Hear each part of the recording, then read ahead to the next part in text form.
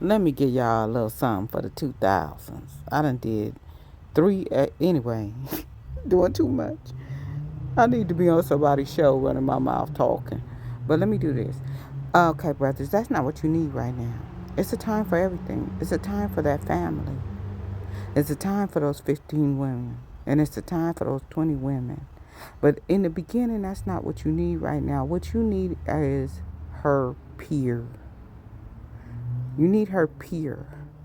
You need a woman that is going through the same thing she is going through and is determined to fight for her marriage like she is.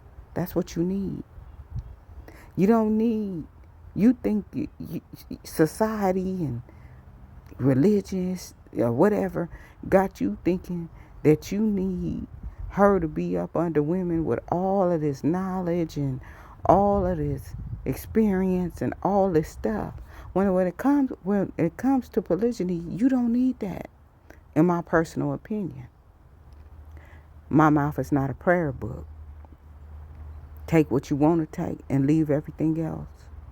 But in my personal opinion, as a woman who struggled, you don't need all that. You don't need that.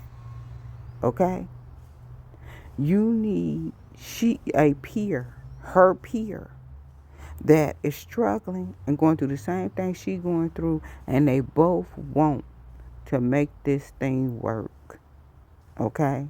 She's not with a woman. You didn't go, you know, try to find support for your wife with a woman who does not want the marriage, who wants to make an excuse to leave anyway. This is a woman who wants the marriage. Okay?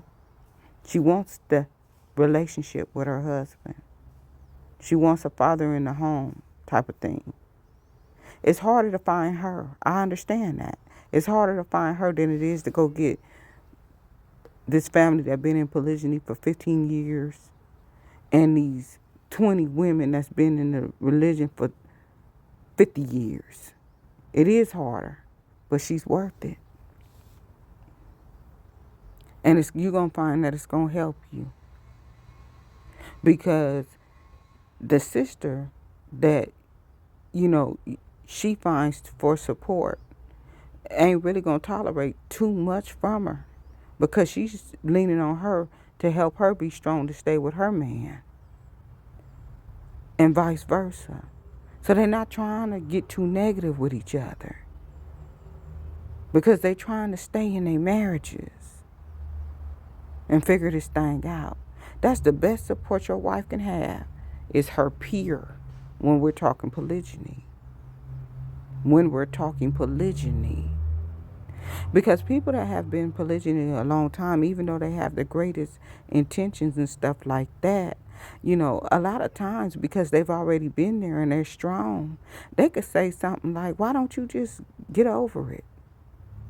You know, or why don't you do like I did? Or say something that she's not at the mental level, the maturity to even accept from them.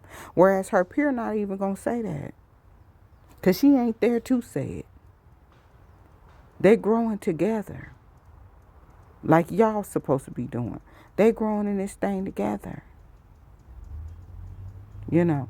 It's this sister. She's wonderful. She's wonderful. Her name is Mecca Nandi. She does these retreats and things for polygyny. You know. If your wife has a peer, okay, and they could go together, because they, you know, and do these retreats so they can learn and grow together. That's what she needs. She don't need nobody that's already been in it 50 years. That's not gonna help her. It's really not, because she don't need to be skipping steps. She don't need to be looking up to this person saying, this is how I need to be to keep my man happy. I need to be like her. I need to mimic her. No, she don't need to skip no steps. She need to walk this thing with somebody that's at the same level she at, so that they can grow together. She needs support.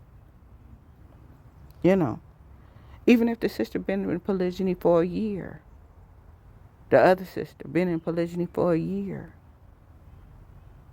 and she's struggling. But she still keep you know, trying to hack this thing out. A lot of times, all she needs is a friend.